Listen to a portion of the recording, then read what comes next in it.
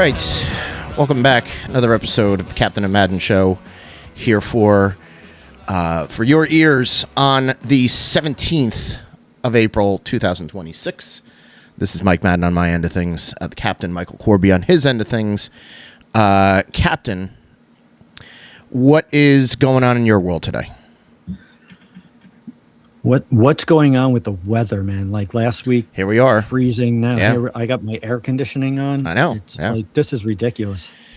It's too early to be sweating this much. 89 degrees is the temperature as of this recording, which is stupid to even say as a sentence. And it not be like June or July. Yeah.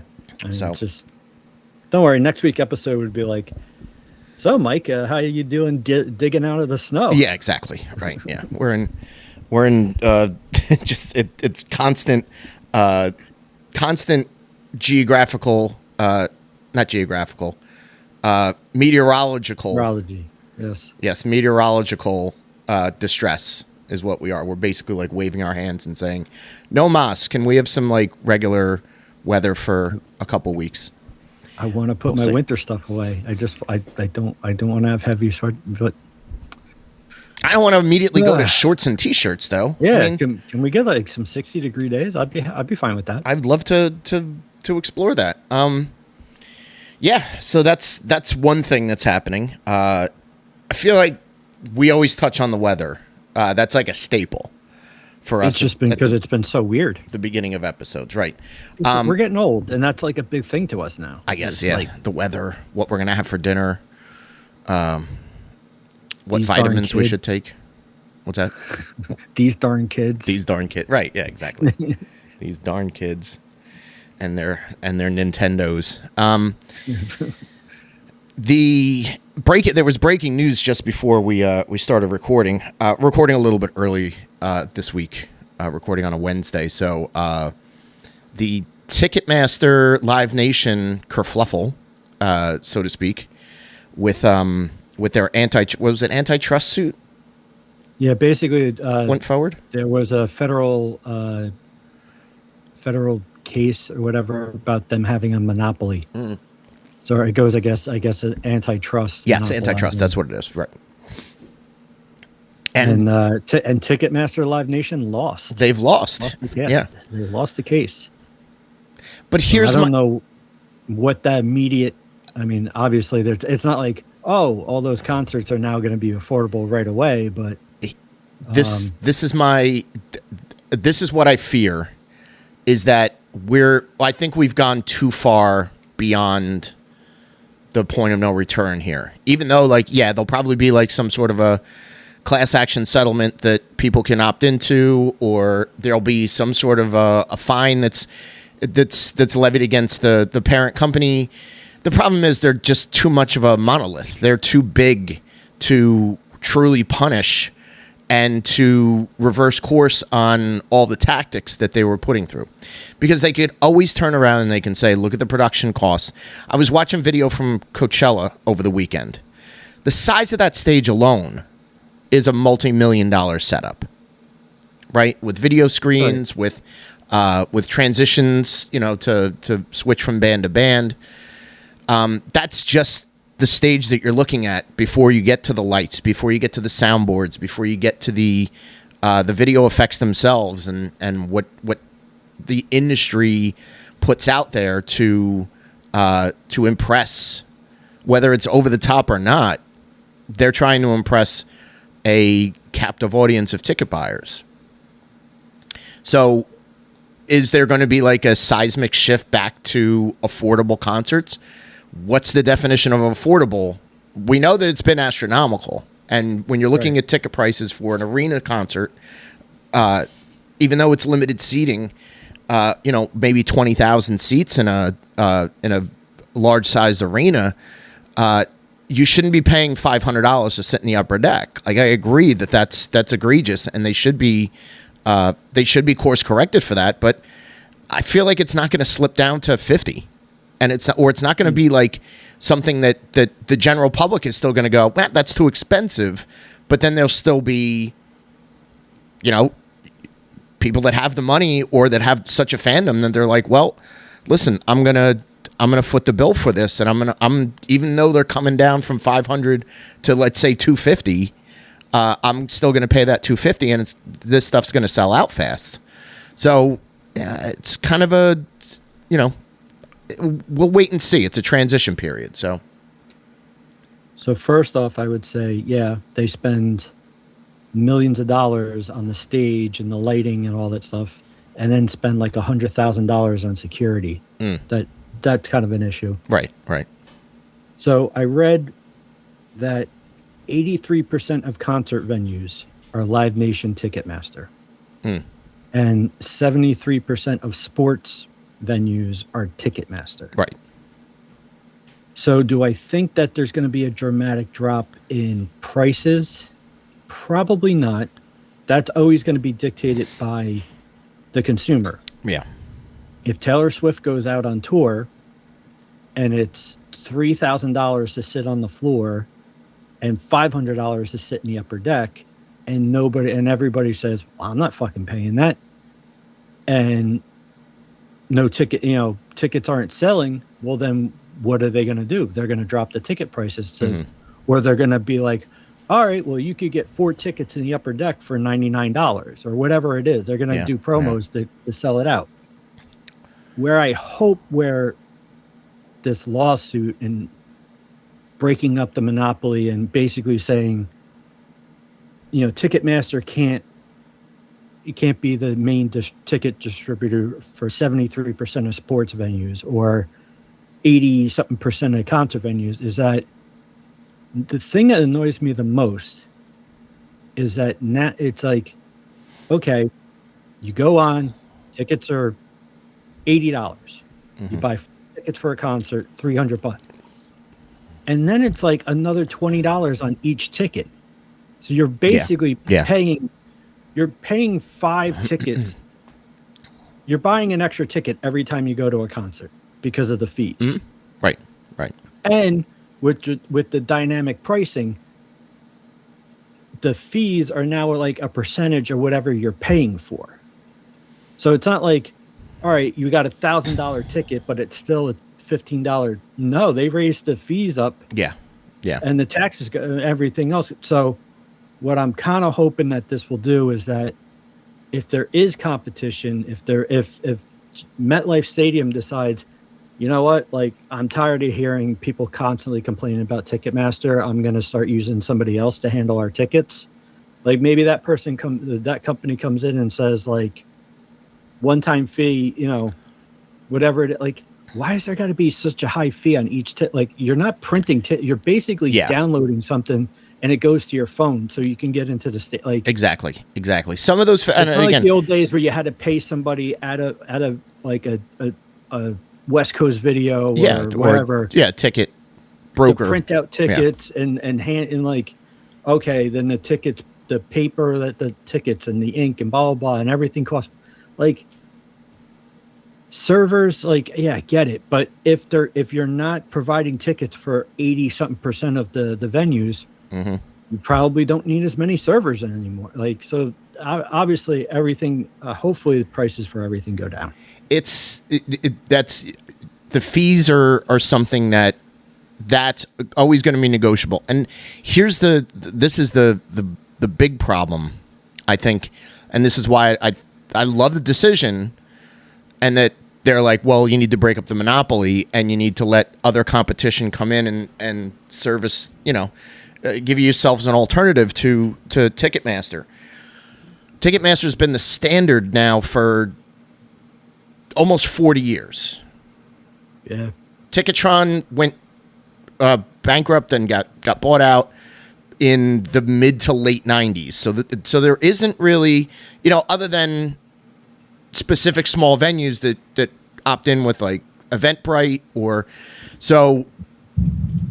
I think that's a model that can be, because Eventbrite is very much like they were like the pioneers of a lot of this paperless ticketing.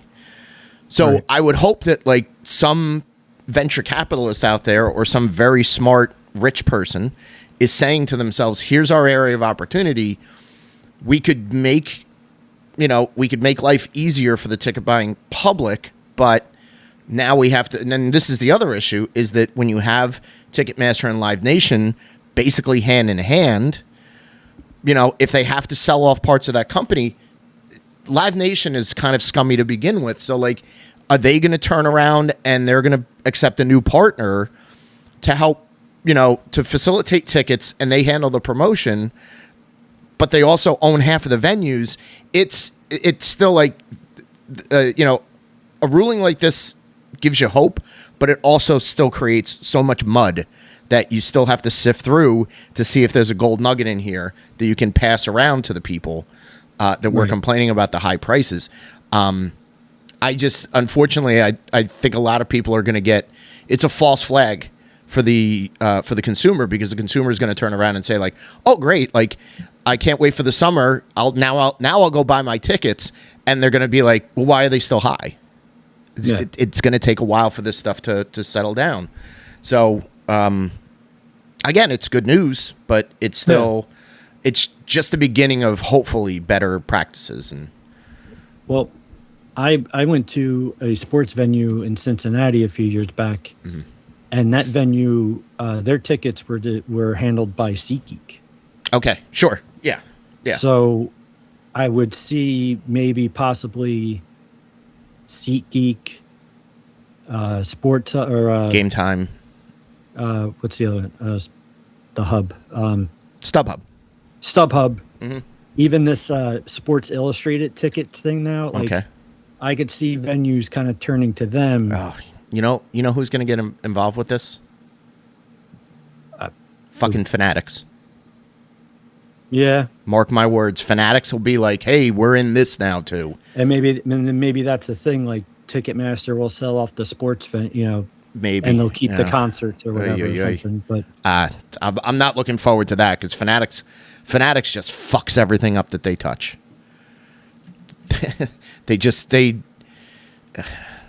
Well, can you imagine?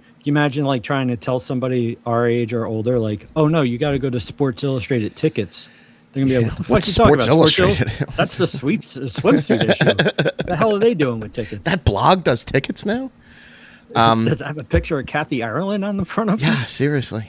Yeah, well, it'll be interesting times. Speaking of sports, boy, Mike Vrabel, Diana Rossini, finger locks, touchy finger locks all week long. It was the fallout, and now she's out at the Athletic and at her the New York contract Times. was coming up. I guess her contract was coming up in July anyway. So, do you think she's bearing the brunt of this, right? Like, she's getting. Oh yeah, she's getting blamed for all this. It's unfortunately the double edge or sword or whatever, double standard, double standard, whatever it is. Mm-hmm. Like, okay, so if now, grant you, the pictures are a little weird. Like, obviously, I mean, there's nothing of them like naked in a hot tub, or kissing, or blah blah blah. But they're at this like romantic resort. Supposedly, she was there with like friends, and he was there with people. Yeah. But you don't see them. Yeah. And they're at it. They're in bathing suits in a hot tub, and there was one point where they're holding hands. Okay. Fingers interlocking. Fingers interlocking will be the new canoodling. Yes, canoodling. So yeah, like is it an issue of like, is there some smoke? Yeah, probably. But there's no fire. There's no proof of it. But yeah, it's the double standard. If they are having an affair, why does she have to resign her job and he doesn't have to resign from his job? Like, why aren't the New England Patriots not? Yeah. And the real honest thing about it is obviously the double standard of men. Women always had to wear the scarlet letter, not the men, when they're committing adultery. 2, Mike Vrabel just took the Patriots to the Super Bowl. They're not going to fire him. He's untouchable in. If they went 4-13 last year and he didn't make the playoffs, there'd be much more scrutiny. Yes, and the fan base would be in uproars. Yeah. And they would fire him. Yeah. And it would just be like, well, you violated some sort of ethics clause or blah, blah, blah. And But you're that's done. all right. So this is the thing. Is there? It's an ethical issue. It's a morality issue. If you're cheating on your wife and you're getting caught by paparazzi because you're doing it maybe at a resort, but still quasi in public, you deserve your feet held to the fire. Nobody deserves to lose their job. The problem is that her working as a reporter for the NFL, and I mean, listen, an insider is going to have privileged information to begin with, but Right. to expect her to be 100% unbiased when she's talking about the Patriots, if she is in a personal relationship with the owner, that's where there's a morality issue. So, like, yes, I can see her kind of being called into question on that side of things, but not. I mean, could the Athletic just, basically like reassign her and, and not have her as an insider, or not have her like doing podcasts and content, where she's public facing? They probably could have figured out a way to do that. But So a couple weeks ago, there was a video that was on Jay Glazer's Instagram page, probably like on all of his social media. But I saw it on his Instagram page. It's some hotel resort, maybe like Cabo or one of those type places. Now, in the video, there's got to be at least 15 NFL coaches sitting at like a poolside patio thing. And he's walking around with his camera and he's basically, hey, everybody say hi to blah, blah, blah. Yes. Now, were there a lot of coaches? Absolutely. Was every coach there? No. Mm-hmm. So what's to say that, okay, so Jay Glazer gets to go and hang out with a bunch of coaches in Cabo at some resort.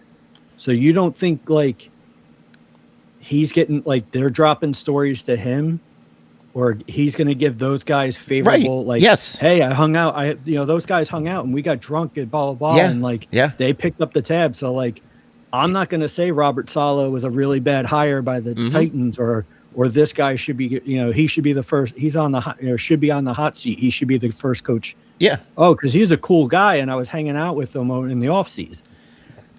So, I mean, yes. Is it the same as having like a extramarital affair with a coach? No, but I mean, I'm just glad it wasn't, Shefty and Vrabel in a hot tub together. That would have been. I don't need to see those pictures. But I think you make a good point. Is that they're that's sort of like that, like social friendship between a member of the media, and I am putting Jay Glazer in quotes when it comes to a member of the media. Because he's more of a personality than he is like. Yes, I understand he's got a lot of insights. Not much of a personality. Well, I mean, you hang out with a bunch of coaches in Cabo, but the point that I'm getting at is that I think nowadays, like the curtain is lifted, right? Everybody knows that that the league is a business. These people see each other and are going to run into each other all the time. Jay Glazer doesn't like write hit pieces in, he's not a beat reporter that's looking to dig up dirt, and he doesn't work for, he works for Fox Sports. So there's always a more favorable relationship when you're at the level that he's at, because I think he's just as friendly with coaches as he is with players, as he is with scouts. So with Dianna Russini, is that she's more of the, I think, like, she's one that tries to like reach out and break news, right? So if you're talking about like, a trade that's happening, though, there's that level of coverage that she was part of. That now, like I said, it just, because she's got a personal relationship with a coach, this would be the type of thing that would send somebody into a hysterics, and it would be, well, listen, we don't think this is on the up and up. but it should be for both sides of this. I think the league should be looking into all of this as well and potentially fining Mike Vrabel, or at least like bringing him in for questioning and say like, hey, listen, guy, like this doesn't line up with the integrity that we're looking to have for the people that run football organizations. So consider it, whether it's a slap on the wrist, whether they fine him, whether it's, just sort of like, hey, boys are going to be boys. Like, I still think there should be somebody sitting him down and talking to him, or at least like, well, Robert Kraft's not going to, because, he'll ask him like, why didn't you go to the massage parlor? I sent you that girl's name. But everything is just sort of like there's a hypocritical element to this, and it's a shame. And if Diana wants to come on the Captain and Madden show to discuss this, we are wide open for her to make an appearance. I mean, biggest thing too, like, the Patriots never reveal anything about themselves anyway. Mm-hmm. Right. Their injury report is always like, it's like a friggin' hockey injury report. It's like lower body, upper body. Yeah. Brady's right arm was on the goddamn injury report for 15 years. Sure. Where would be, I think, a little, I don't know if like ethics would come into this, is that, well, Vrabel's got guys that he coached with in Tennessee. Mm-hmm. And he was a consultant in Cleveland. So there's now more people that used to work for him that spread out through the league. He's probably not going to give her anything on the Patriots, but that doesn't mean that he's not going to give her something regarding, hey, I talked to my friend from Cleveland, like, oh, these guys are looking into this guy. These guys don't, basically they don't like Deion Sanders, so they're going to push that, like, Shedeur Sanders never starts for that, or or some bullshit about Tennessee, or some, whatever he hears from one of the other guys, like, he'll drop it to her, but he's never going to say like, yeah, Drake May's like, Drake May's up till 3:00 in the morning, playing Madden, and he's coming in like half in the bag, right? And he, I got to spoon feed him the fucking playbook because he's not doing his work. Like, she's never going to get that from him. Well, and this is the other thing is like, all right, and I would say that like it's very likely that they have football discussions, but I also think that there's like a likelihood if they are, interlocking fingers, they're probably talking about other stuff. Yeah. They're probably talking about, which hotels they want to, they want to stay at during the regular season so they can get in a little alone time. I'll take you on this vacation. I'll take you on that vacation. So, yeah, it could be just, two people having an affair. Like, let's not sugarcoat that as well. Like, this could just be like, and maybe it is true love. Who knows? Vrabel's reading her some of his favorite Robert Frost poems. Yeah, I mean, I don't think he's a Frost guy, but like, but I could see him being like, do you want to go see Wuthering Heights? No, he's definitely like, hey, The Rock has a new movie. That's right. That's a good point. Yeah. Fair play. Want to watch The Smashing Machine again? I don't want to watch that one where Sydney Sweeney's the boxer. That's about chicks. Anyway, this is a good dovetail into our topic. And on this particular episode, we are discussing celebrity couples, power couples, some would say. And we're discussing good ones that we like, not the Chrissy Teigens and John Legends of the world. We've already discussed some of those power couples that we don't like, or people in Hollywood that we don't like. So this is we're going to be talking about like people that we have a little bit of reverence for that are power couples, and not necessarily just in Hollywood. I think these are just famous people in the public eye that have a marriage that we're going to celebrate instead of skewer. Maybe in like 5 years we'll be talking about, remember Rossini and Vrabel were just courting then. Now they're finger interlocking with rings on. Yes, their jeweled fingers are interlocking. So kick us off. What's the first couple that you want to praise and celebrate today? Here's a little, give you guys a little bit of thought process how I went into coming up with the people that I have. So according to the Google, okay, a power couple should have a couple of characteristics to it. Okay, all right. Mutual support, professional and personal success, independence, which is a big thing that, like, hey, yeah, there's a lot of quote unquote power couples, but the balance is the balance is skewed. Like, yes. Yes. Their complementary strengths. Okay. And then a positive relationship dynamic.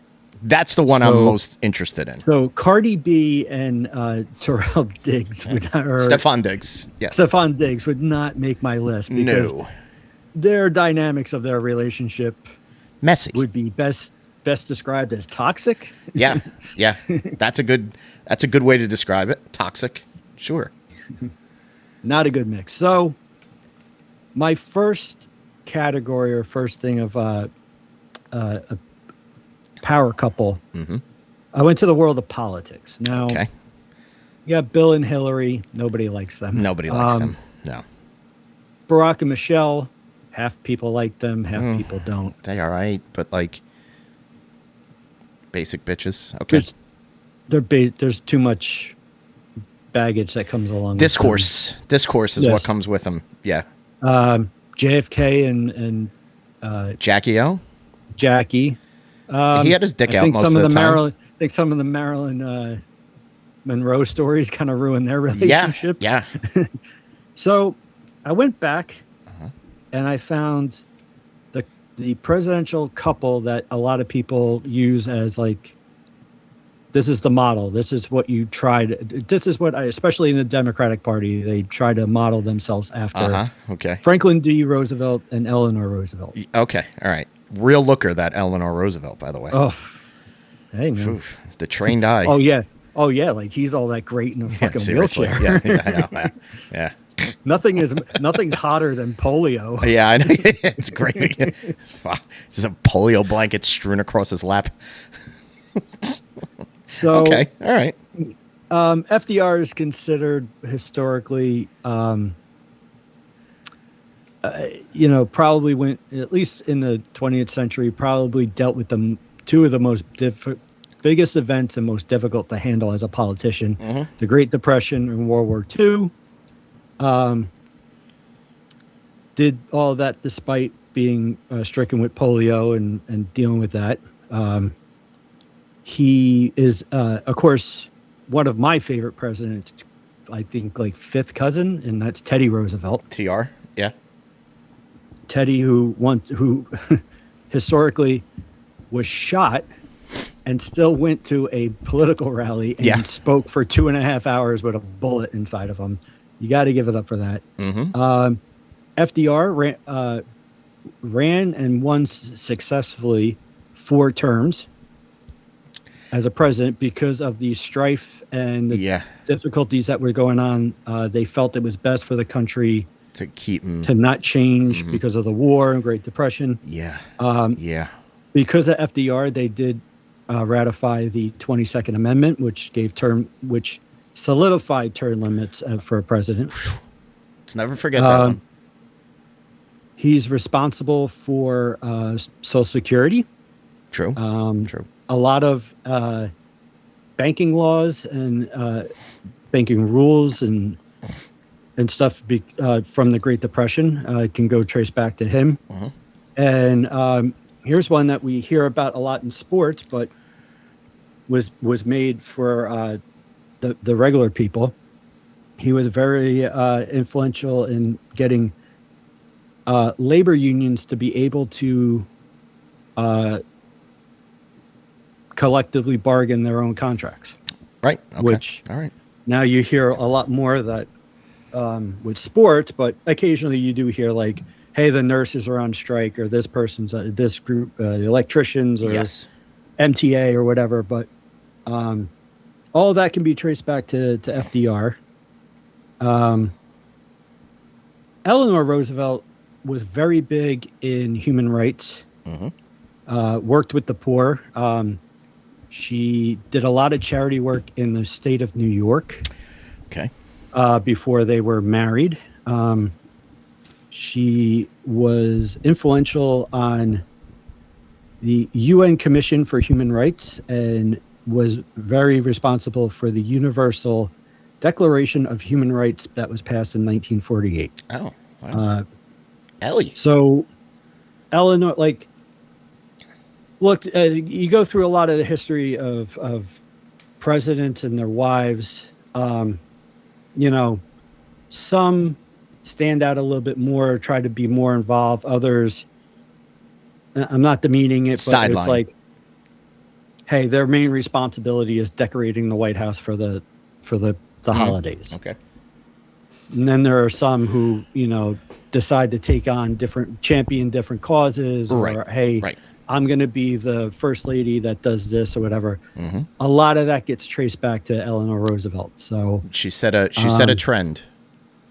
So yes, I realized that this couple was a power couple in the 1930s and 1940s. Right.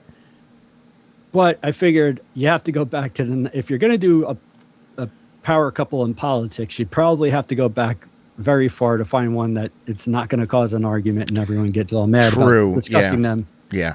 A lot of them are like, again, they're just polarizing. People in politics are polarizing to begin with. But you don't really see, like, that's the, you know, you're charmed by history because in those days it wasn't thought of in a left-right, even though, like, at the bare bones it was a left-right argument, counter argument, but you don't see them in a political sphere. You see them as this sort of like legacy couple for America. Now, here's my question. Yep. I'm not going to ask this for everybody that we're going to talk about, but I will, because these two are long since gone from this earth. How often do you think they banged? Well, here's an interesting point. Oh. Because they're a Democratic power couple, of course there had to be an extramarital affair. Oh, yeah? Oh, yeah. He had a government position in the state of New York. Early on, he was apparently having an affair with a travel secretary. Wow. To which basically the Diana Rossini of her time. They were finger interlocking because his legs didn't work. Okay. All right. No. But when Eleanor found out about this, she basically gave him the option. Well, if you want to get a divorce, then we'll get a divorce. Teddy said, no, I'm not going to see her anymore. I don't want to get a divorce. And she said, fine. No hanky-panky for you then. Yeah, that's right. Yeah. So basically, they spent the rest of their marriage married. Yes. But, no fun times for FDR. No. It's all SpaghettiOs down south of the border. But they did manage to have 5 kids before he he was stricken with the overly disease, afflicted. So. Right. Very interesting. By the way, he not only did he get polio, but he had something else too when he was in the government position in New York. He got like typhoid fever or something. Typhoid. Is the typhoid guy? Wow. So this dude was not very healthy, or was surrounding. I guess in the 1920s. I mean, the whooping cough could kill you. But, that's true. Yeah. They were low on medical science. They're still putting leeches on people to a certain extent. I still think that works. Leeches? Yeah. Will Wheaton looks great for his age. Does he leech himself up? Oh, he did in Stand By Me. Sorry, Stand By Me. Movie reference. Okay, all right. It's a movie reference. Very good. Oh, it's a movie? Oh. Yes, it was. Okay. So, yeah, I had to go back almost 100 years to find a political power couple, but I found one. They could actually tolerate. All right, well, that's no love for Pat and Dick Nixon? Come on. By the way, Martha Washington, Yawn fest. Yeah. Oh my god. Yeah. Oh. She's sewing flags. Wasn't bringing up the Washingtons. No. That whole story from Dazed and Confused about Martha just handing a bowl to George when not happening. Yeah, that's nuts. That is true. fiction. I think this is a future episode where we go over each and I've done this before away from the podcast, where you go through like you randomly select a first lady and rate her on a bang scale. Wow. Eleanor Roosevelt. Roosevelt 2. Who's on you? Who would I knock? Jackie Kennedy for sure. Yeah. Jackie Kennedy might be like 1 or 2.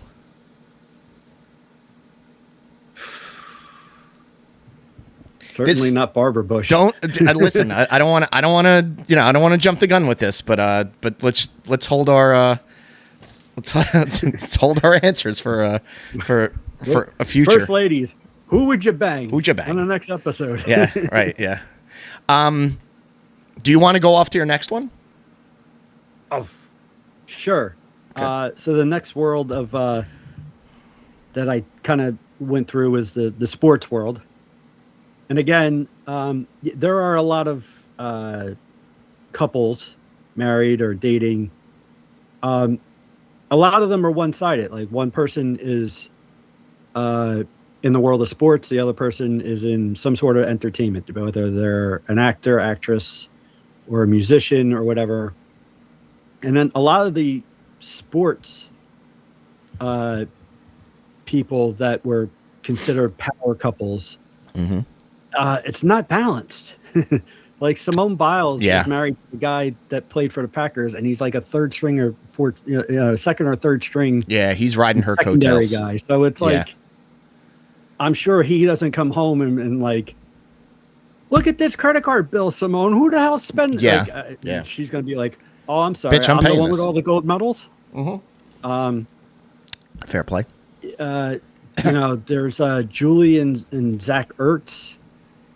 He's okay. I don't know if you know if he's in the league anymore. Yeah, he was a tight end for the Eagles. Yeah, but I think he signed with Washington. I think he's been playing in Washington the past couple of years. Okay.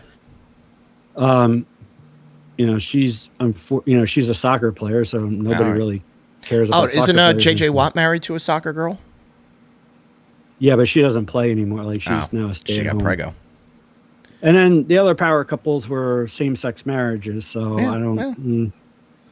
So I went and I found one where I thought both of them were they were married, they have kids, they're still married to this day, and I kind of feel like the, I guess success rate, is kind of even on both sides, like or very, as close to even as possible. And that's Andre Agassi and Steffi Graf. Legends of 90s tennis. Yes. Andre was obviously, when he came into tennis, he was bad boy. He had the long hair. Fuck Madonna. Amongst a lot of people. Yeah. Had the TV commercial for Nike with Red Hot Chili Peppers. Famously would not play Wimbledon because he was not allowed to wear his clothing brand. They make you wear all white, and he just skipped Wimbledon for many years, which nobody, like, you're a professional tennis player. You don't skip when like that. There's 4 major Grand Slam tournaments. You don't skip one of them. Go skip the Virginia Slims or whatever, the Volkswagen Open in Germany or something. Like, you don't skip Wimbledon. They are married. They got married in 2001. They do have 2 kids. Andre has won 8 Grand Slams, 4 Australian Open, 2 US, 1 French, and he actually did win a Wimbledon. But when he decided to wear regular clothes. Yes, Right. I believe he just played in his boxer shorts. Okay, all right. As long as they're white. He unfortunately had the misfortune of being in tennis or at the same time as Pete Sampras, who won everything. So, but they had some There were a lot of legendary finals for different Grand Slams. That was Agassi against Sampras. And Yeah. unfortunately, he was on the other side of it. Mm-hmm. Steffi won 22 Grand Slams. Yeah. She was. She's an all-timer. Including, I think she's the only tennis player to win all 4 Grand Slams in the same calendar year. Probably. Yeah. Well, So, a Williams she's got- sister might have done that since her, but or she was the first person to Yeah, ever could do be. that. Could Maybe. be. But she got 4 Australians, 5 US, 6 French, and 7 Wimbledons.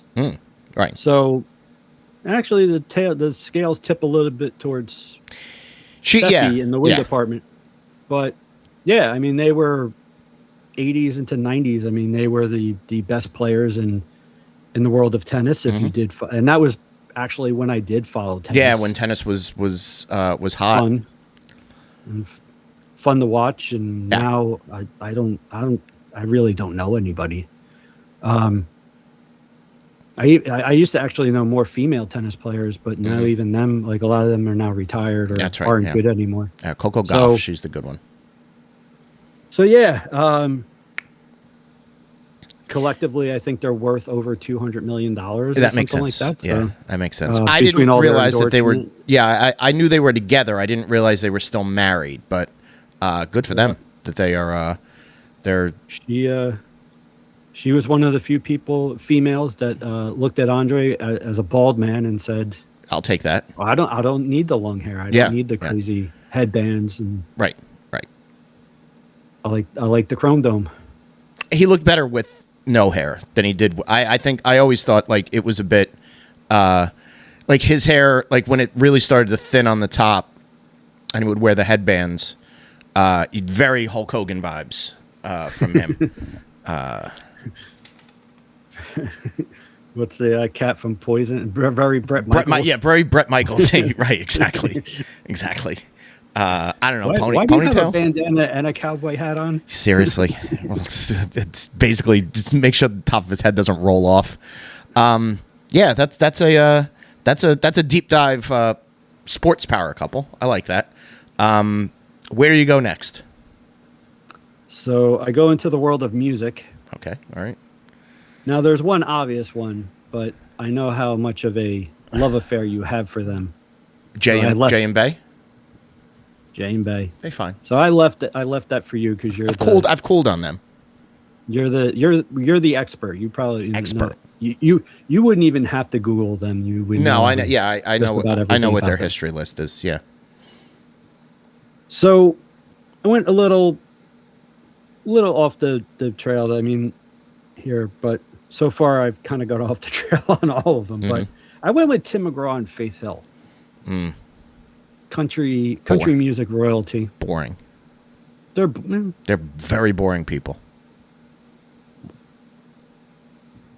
well, I guess because they're not fighting with each other in the tabloids. And they're not chart toppers anymore.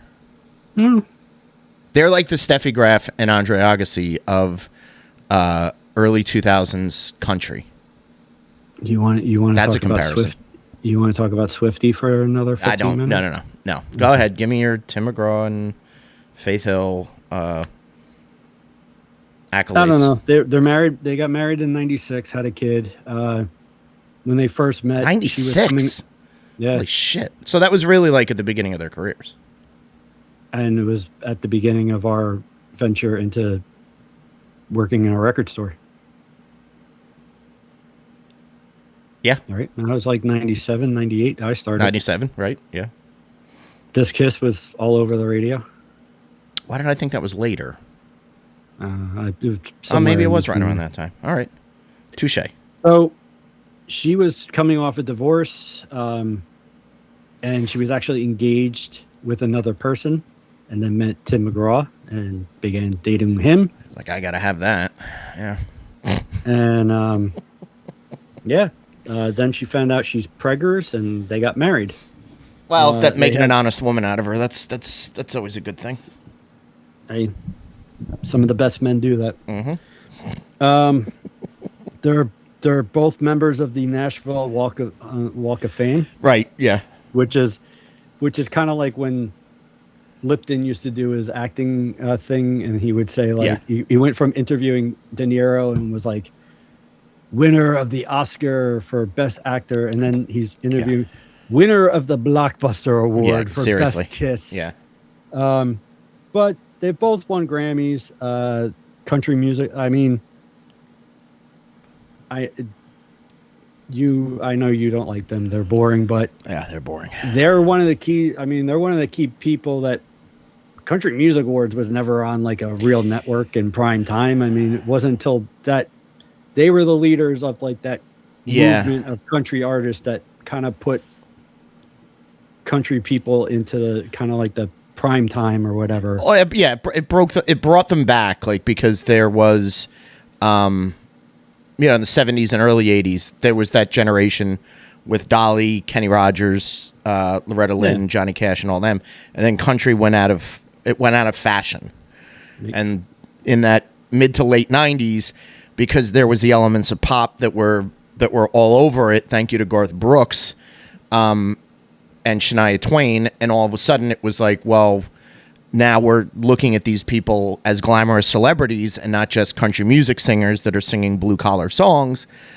They have sort of pop stylistics to them, and they can attract an audience. So yes, they were right at the forefront of that. And being a married couple was another thing that gave them a lot of juice when it came to people being interested in them. So you could interview them separately and you ask one about the other, or you can interview them together and you just get like, here's our wacky home life with our kids and everything. So like, yeah, I think even though they're basically like, it's not exciting to listen to a married couple get interviewed.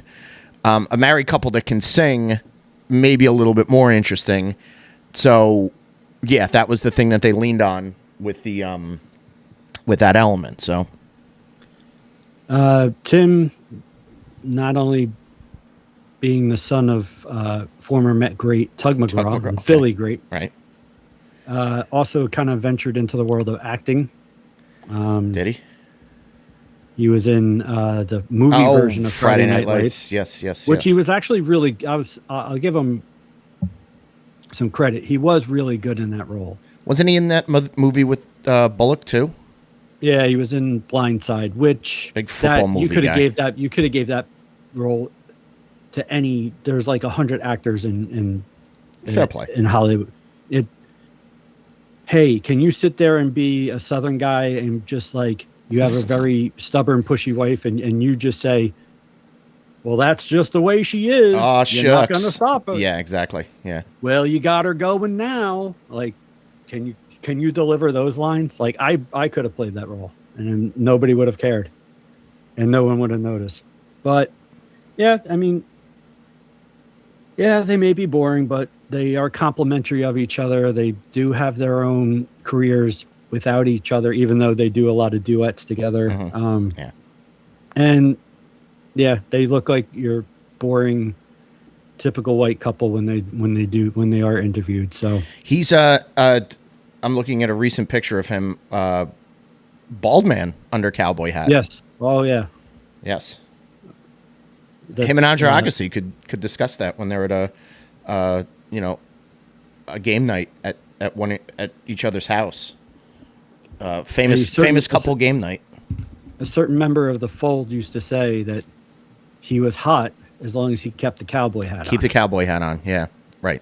The minute he took the cowboy hat off, you start to see you see him in a different light, and it's like, woo, the appeal might be dripping. She was an extremely good looking lady, and then I just haven't seen her in forever. So might she still be good looking? Great question. I don't know. Those are things I don't have the answer for. Hey, if you would have preferred, I could have went Garth Brooks and Trisha Yearwood. At least we know that she can cook. Wow. She doesn't shut up about it. No. All right. Oh, is she now a celebrity chef? Oh yeah, she's done cookbooks, like and she does. Lance Bass. Yeah, Lance Bass is a chef. Oh, him and his mom are like apparently on like every celebrity eject. cooking show. Eject. Where do you go next? Who's your next power couple? So my last power couple that I wrote, I went to the world of movies and TV. Oh yeah, the silver screen. This is a little bit more updated. Okay. I went with Emily Blunt and John Krasinski. That's a good-looking couple. I like them. Yeah. Krasinski seems like a pretty good dude. Yeah. I do remember during the pandemic he was hosting the he was hosting parties on streaming for when he found out that like all these kids weren't able to have a prom. Mm-hmm. Right. So he basically got dressed up in a tuxedo and had a DJ and encouraged everybody, like all of the kids at that time who were missing their proms. And I thought it was kind of a cool thing to do. Yeah. Obviously, he did a lot of ventures on the internet and on Zoom and stuff like that at the time. So, and they're another one where they've been in movies, a couple movies together. Mm-hmm. Yep. They're those always quiet the red movies. Carpet. Yeah, Quiet Place. Mm-hmm. Yep. Quiet. Yes, they do 1920s. Yeah, silent films. Silent films. What's funny is like, I love to say this. Like, why is there a sequel to The Quiet Place? Didn't we say everything we had to in the first one? Actually, in that case, they said nothing. Yes. So, I think they should, instead of calling it The Quiet Place 2, they should have called it The Quieter Place. Whisper some more. The most quiet place ever. Yes, hushed tones too. For anybody not familiar, Krasinski's best known for The Office. Yeah, he was Jim in The Office. Jim. Nobody called him Jimmy. He also did the Jack Ryan series. Yes, which was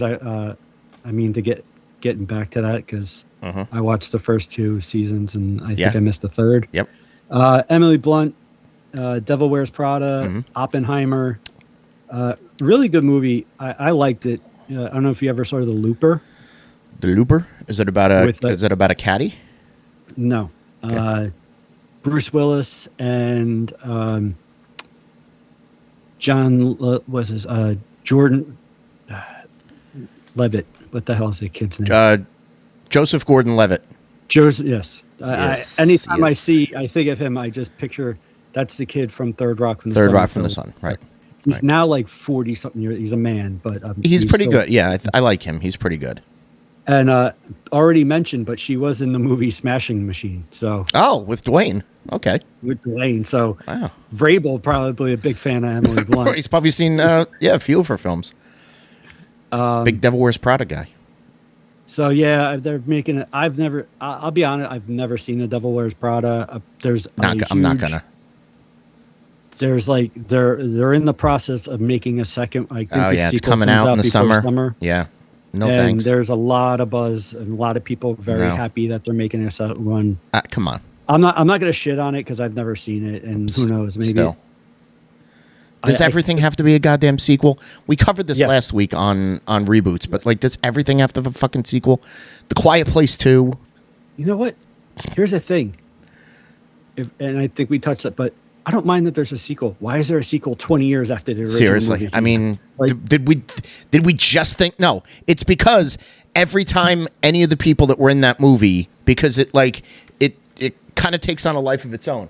But anytime those people are on a talk show, the talk show host will say, wow, your iconic role in Devil Wears Prada, like, you should do a sequel. And there's idiots in Hollywood making movies who are like, yeah, we should do a sequel of that. They don't give a shit like how it's written. It's like, oh, we should do a sequel to that. It's going to fucking suck.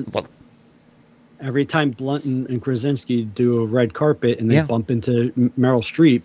Yeah.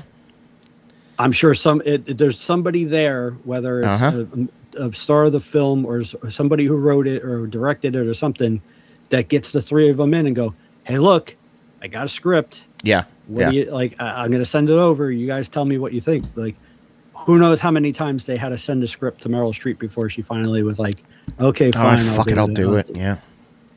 I mean, I did a sequel to Mamma Mia. Seriously. Yeah. But not everything has to have a sequel. Hollywood. But yeah, they're an adorable couple. Yeah, yeah. She's British, right? Yes. Apparently, I was reading somewhere that he grew up in England. Get out of before here. Before he moved to. I thought he was just a lifelong Boston guy, but apparently, Before he moved to Scranton, Pennsylvania, and started that paper company. little. He used to be Little Jimmy from England. Yeah, a little Jimmy from England, little Johnny boy from England. Yeah, no, I like them. They have a charm. They're again, you don't hear bad things. Even The Office started like 20 years ago, and it's like this whole it's the same sort of kind of like grew organically into this show that everybody watches a million times on reruns. And it's never there's never talk of he had an ego, or he sleepwalked through the last season of this, or he had commitments in Hollywood, so you weren't getting the best of Krasinski. I think the guy made an impact and is memorable for The Office, but I also think with other projects, I think he's branched off. And again, she's sort of in that world of she can be a lead actress. She's great in an ensemble, and just if you see them again on a red carpet, they seem like they enjoy each other. Yeah. So there's a compatibility to them. It's not I see Will Smith and Jada Pinkett Smith, and I'm they have no chemistry. There's no sexual chemistry between them. They are I believe they're leading separate lives. With Krasinski and Emily Blunt, I think she didn't have a career when she was just Jada Pinkett. She got a career when she became Jada Pinkett Smith. I know, but that's why I did not include them in. Right. But I'm just using them as an example of, and a lot of these celebrity couples, you look at them and you're there's no chemistry between them. This is a photo opportunity for them, and then they'll go their separate ways, and they won't, because they're so busy and working, they don't see each other for 6 months out of the year, or 8 months out of the year, So I buy that Blunt and Krasinski are probably very supportive of each other's career and see each other a lot, and I could buy them being a above average couple. So here's something that me and Krasinski have in common. Emily Blunt and John Krasinski married at George Clooney's residence in Italy. Oh, okay. So so we got that in common. Okay, yeah. I just thought tall. No, I'm not Krasinski tall. No, you're not Krasinski tall. By the way, before he got into acting, didn't he have some sort of job on the Conan O'Brien show when he was in NBC? Is he one of those? Was he a page at NBC? Either a page, or he did something that because I kind of remember him when he would when The Office was first starting to break or whatever, and he was getting. I kind of remember there's an interview or whatever with him and O'Brien, and basically I don't think he was a writer, but he worked on the staff, somewhere on the staff. Yeah, he might have been an intern. Or something. That's worth a look up. Interesting. I again, it wouldn't surprise me. All right, let me go through some of the ones that I have plucked out of here. And power couple. Some of these are not necessarily power couple. The dynamic may be off. One couple who I believe are very they're very likable. They've worked with each other. I like Ted Danson and Mary Steenburgen. Steenburgen, I should say. I think they have they give off a very charming public appearance when they show up on red carpets together. If they're they used to be in Curb Your Enthusiasm for episodes together, and I think there's a natural likability of the two of them. I don't have any fun facts about how they met or anything like that. Obviously, Ted Danson for a while was involved with Whoopi Goldberg, and that was some bad decisions were made at birthdays, but I think he settled in once he met Steenburgen. It made him more of a he became less of a celebrity joke and more of a, well, this is, now we have reverence for Ted Danson in his, you know, the second half of his life, I guess. It's funny because he used to give off, like, you know, you think of Sam Malone, like former athlete, was a womanizer. Yeah, playboy. Bartender at a thing. And then when you saw him in real life, I mean, especially now, if you listen to the podcast that he does with Woody Harrelson and stuff, like, he's like a neurotic basket base, and it's just kind of like, that's not Sam Malone, like, right. And then right. She did a lot of like serious work, and was kind of like considered like a outside of, like, I guess maybe Back to the Future 3. And now she's on, like you said, she's on Curb Your Enthusiasm with him. Yeah. She's doing Step Brothers, right. and the whole gag was, how many times can we get her to say the word fuck in the movie? And she's just kind of going along with all the jokes and stuff. And they're fun. They're a fun couple, especially when they're on talk shows or something together. They're a fun couple. I like them. I also like Nick Offerman and Megan Mullally. And I will preface this by saying they are the most powerful, not powerful power couple. Like, they don't flex their Hollywood status, but you know that they make deals like behind the scenes, left and right, and they always work with each other. They find a way to work with each other. They're extremely supportive. They have incredible chemistry. Like, again, if you're seeing them in like a sitcom like Parks and Rec together, Megan Mullally plays Ron Swanson's ex-wife Tammy, and there's like all this mayhem that swirls around them. And when they're in scenes together, whether they're arguing or whether they're, you know, making up, like, there's like a palpable energy between them. And they've done, like I said, they figured out a way to work with each other, even if it's like a walk-on role for, you know, one's movie or sitcom or whatever it is. They figure out a way to sort of interact in scenes, and it's like you immediately focus on the two of them interacting with each other, and you're like, these two they're great together. They seem like a great hang. They're always talking about the other one in interviews, you know, when they're separate. So yeah, I think as far as likability goes, and let's not lose sight on the fact that, like, Nick Offerman is a little bit more in demand than Megan Mullally is these days. But, like, again, when you talk about low key power couples in Hollywood, like, they're going to come up 9 times out of 10, even if it's deep on a list, because they're the sum of two parts in presentation. And I think that's key to a lot of these people. As I mentioned before, it seems like they're leading separate lives. Even if they're married, they don't see each other for half the year. And, you know, very rarely do they get to, you know, kind of stabilize themselves, because they're working constantly, and because they're married and support each other in that way. I think they have, you know, a lot more of a chemistry. I find him kind of weird. Oh, he's really fucking weird. Yeah. Like, there's times where I'm just kind of like, I'm laughing at him, but then, like, there's other where I'm just kind of like, I don't get, is this supposed to be a joke? Is this not? Especially anytime, like, he's apparently now he's like does a lot of like woodwork. Oh, he's always done that. Yeah. Built boats and ships and like ships. He's the way, because he's always kind of Nick Offerman.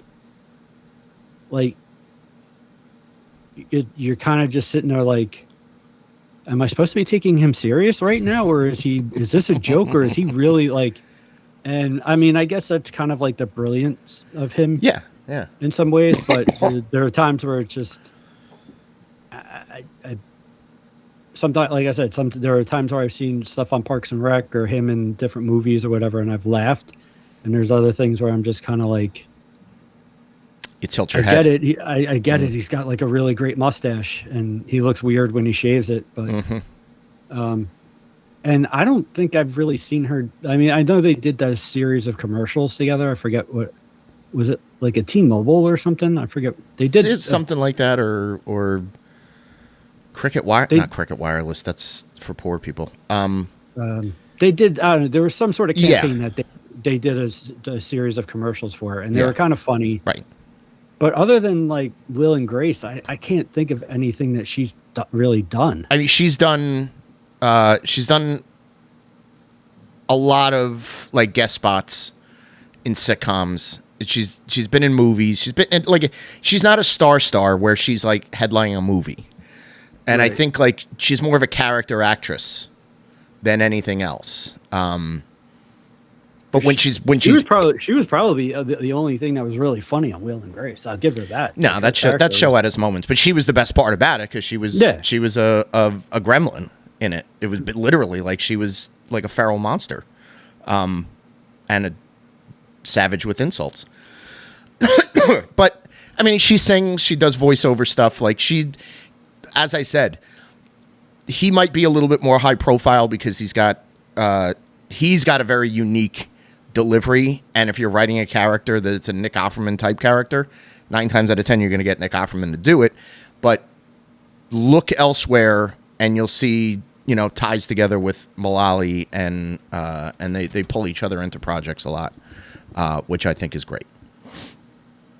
Couple more. Kind of teetering world of sports and world of Hollywood. Gabrielle Union and Dwayne Wade. First of all, she's freaking adorable. I love Gabrielle Union. She's a 10 out of 10 in my book. And again, she's another one that like they're not in the same industry, and Dwayne's not in pro basketball anymore, but like that's sort of like they were like an Us Weekly or People Magazine type couple for a good portion of the 2000s and the 2010s, where you would see them at an event together.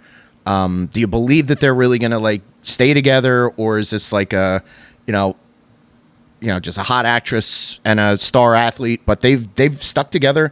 They do a ton of charity work with each other.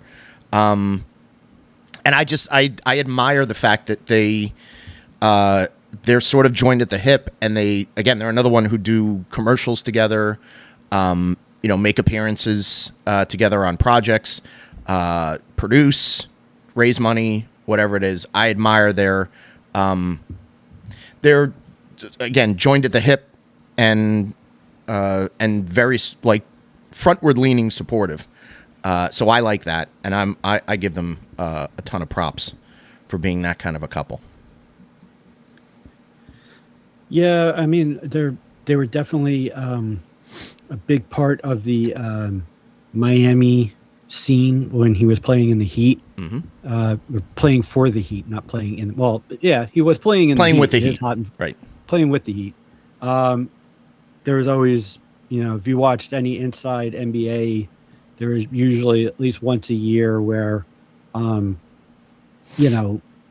there was some sort of art, story or something about them giving back to the community. Mm-hmm. Yeah. She's great in Bring It On, amongst other roles she did. And I do kind of remember, wasn't there something with one of their kids, either is trans or something, and they were very is that right? Yeah, I forget if it's they have 4 kids, and I'm trying to remember if the son or son, I forget which one it was, but then they were very open about their feelings and stuff, and and not just like, oh yeah, we completely support our son, our son, but they talked about, like, they were really honest in interviews and stuff. Mm-hmm. Like, hey, I never had to deal with it. I don't know. They talked about still kind of referring back to his or her like old name or gender, blah blah. They were just very forthcoming about it, and I thought that was really cool of them. So, yeah, they're a good couple. Yeah, that's yeah, they're Zaya is it's the 12-year-old daughter came out as transgender and changed her name to Zaya in 2020. So, okay. Mm. Hey man, I pay attention to Access Hollywood. I know what's going on. Yeah. It's very Access Hollywood, but it's not salacious, and that's a good thing, is that they turn it into a positive in their support there. So, good for them. Last couple. This is the in my opinion, the Mount Rushmore of celebrity power couples. Yes, the dynamic is very tilty, but Tom Hanks and Rita Wilson. They're Hollywood's aunt and uncle. That's for sure. They've worked together a number of times. He's Uncle Tom. Oh, he's Uncle Tom. Oh, come on now. Thank you. Tip your waitress and bartender. But they've worked together. They always pop up, whether it's events, red carpets, you name it. We've talked about it before. That's another important sign, is if you're committed to the person that's with you, you're there when they're winning Oscars, thanked in speeches, walk around and you go to a Vogue party after the Oscars. The two of them are enjoying their time and sitting with each other, and not, they don't seem estranged. They don't seem, she doesn't seem jealous or bitter. But yeah, they're one that a lot of people look at as, obviously, like, Tom Hanks is such a good human being in general, that you couldn't say like, oh, I could see that guy cheating. Like, I think Tom Hanks would be one of those guys where, like, I don't think that he hasn't thought about it, but I also think that he is absolutely committed to that relationship. So even though he could have, I'm sure, a million times, he's with Rita, and they support each other, and they're it's a tilted power couple, but it's still a power couple that's been together for, what are we, 40 something years with the two of them? They did a movie together before they were married, which was an 80s cable staple for a while, a movie called Volunteers. Oh, yeah. Had John Candy, a couple other people. And me being a kid, I thought, I'm like, wow, she's a knockout. She's hot. She's hot, blah, blah, blah. And then, a couple of years later, I'm like, he married the girl from Volunteers? I'm like, that's fucking awesome. Good for you, Tom. And I'm sitting there thinking, wow, she overcome, because he plays kind of like a pompous, rich kid that goes to the Peace Corps to run away from gamblers. And it's just wow, she saw something in Lawrence. Wow. I like how you thought Volunteers was a reality show. Yeah. Hey, when you're young, are you saying that Porky's isn't a reality show? That's not based on That's not based on the true book. Police Academy? That's what exactly happens at every police academy. There's always a guy that does funny voices. There's a girl that talks very low, except that towards the end she finally finds her voice. Yeah. Bubba Smith is always there. Yeah, there's a high tower in every police academy. But yeah, I admire Tom Hanks and Rita Wilson probably more than, and it's like when you say that's the typical, even though nowadays somebody would say all right, name me a celebrity couple, a married celebrity couple or a power couple. A lot of people would say Beyonce and Jay-Z. A younger generation might say Tom Holland and Zendaya. If you ask me that question 9 times out of 10, I'm probably going to say the first thing that comes to my mind is Tom Hanks and Rita Wilson. By the way, when we do Power Couples 2.0 in a couple of years, if Tom Holland and Zendaya are married, Yeah. they'll be on my list. I like find them? adorable. They're adorable Okay. together. All right. Good to know. Yeah. Good to know. Yeah. Okay. It's still weird because she's still like, in my eyes, she's still the kid from that Nickelodeon. Like she. Oh, then don't watch Euphoria. Yeah, I probably shouldn't. Or watch it and have that. And then that will totally change. I'm not Yeah, gonna be just also watch Euphoria so we can talk about Euphoria because it just started the 3rd season and there's well, if you really want to do like a podcast episode on Euphoria, I'll bring my daughter in. Yeah, she's a huge for sure. fan of the show. I have a lot of questions. But anyway, that puts a wrap on our Hollywood power couples and celebrity couples away from Hollywood. I think we learned a lot. This was very like we didn't really shit on anybody too much, which was great.